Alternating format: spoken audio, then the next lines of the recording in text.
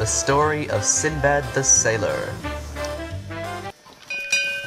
Sinbad and all his crew boarded the ship, ready to go on their adventure. Sinbad and his crew set sail on the wild ocean. Though they were leaving in the middle of winter, a time where the ocean is very angry and the seas are hardly attainable, Sinbad was still eager for his journey. He sat happily at his desk on the lower deck, thinking and dreaming about new animals he is to discover, until a young man walks in, disturbing his peace. Sir, there's a problem. You must come now. Look, I'm gonna let it go this time, because you're so young, but don't you ever use that tone of voice with me again. Sorry. I'm the boss of this ship, and you listen to me. Sorry, sir. It'll never happen again. Sinbad hastily got up, because he had never been yelled at like that in his life. He walked to the top of the deck at a very slow pace, because he could barely walk. He thought of the young man and wondered why he was so confident to yell at him, Sinbad, the great sailor. When Sinbad finally made it to the top deck, he was greeted by the thrashing of waves and the cold winter air. He saw the deck overflowing with water, and hoped to himself that this extreme issue would not cost him and his crew their lives. My word, what is wrong? Sinbad soon saw the problem, without his crew responding to him. It was only a minor tear in one of the sails, despite all the commotion and horrible conditions.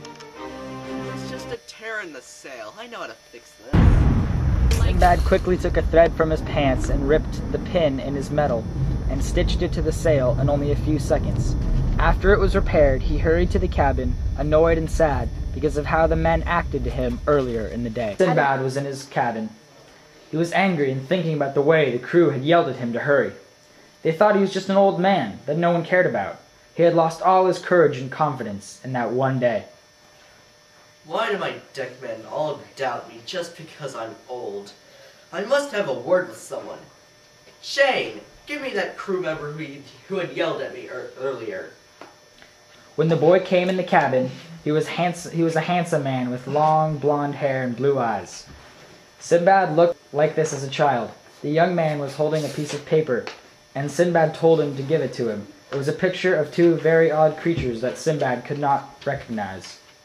What are these bizarre creatures? I drew a picture of an elephant and a rhino because I've seen these marvelous creatures before. Sinbad wondered how this young crew member knew of their journey was to find the rhino and the elephant. How did this inexperienced child know about the rhino and the elephant? Young man, how have you seen these unique animals before? I've heard many stories of these animals. Long ago, the rhino and the elephant ran freely together. They are both beautiful animals with soft, smooth skin that was a bright white, almost blinding to other creatures. They both had short, soft legs that easily held up their robust bodies. They never noticed the difference of one another's tusks, and they never realized the difference in anything. The two animals shared and played together as though they were one kind. The other animals were jealous of their white, beautiful, soft skin, and wished they were as white as the snow on the hills. The god Allah finally heard of all the horrible thoughts of the other creatures and came down to talk to them. But Allah was too late, and the animals had started to fight, and the elephant and the rhinos were losing.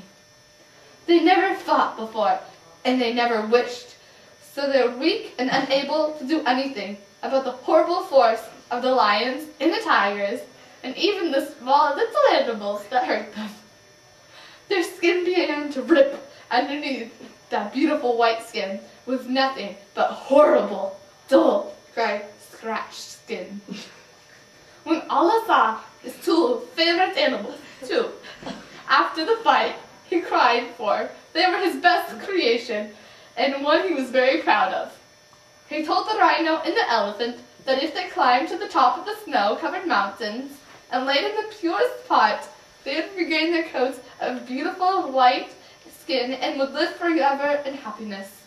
They begged Allah to think of something different because no one had ever made it to the top of the snow-covered mountains alive, and they were worried they would be a fallen species. Half the elephants and half the rhinos decided to make their journey. leaving the youngest ones behind and taking large baskets so that they could bring the snow down to them. Sinbad was listening to the story and was very interested by the way the young man spoke, and finally realized that the boy was no longer talking and had fallen asleep. Young man, wake up! I want to hear the rest of the story. Though Sinbad did not want to, he let the kid sleep and waited for the end of the story in the morning when the sun came up. But when Sinbad woke, the child was nowhere to be found.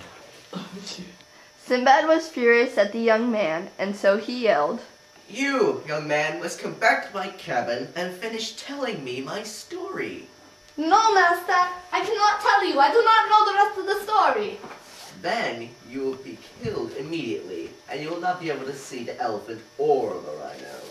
Fine, I will tell you the rest.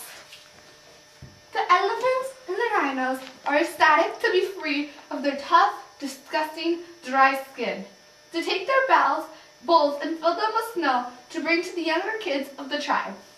They know the journey will be long, but they pray to Allah that the snow will stay for the whole year of travel.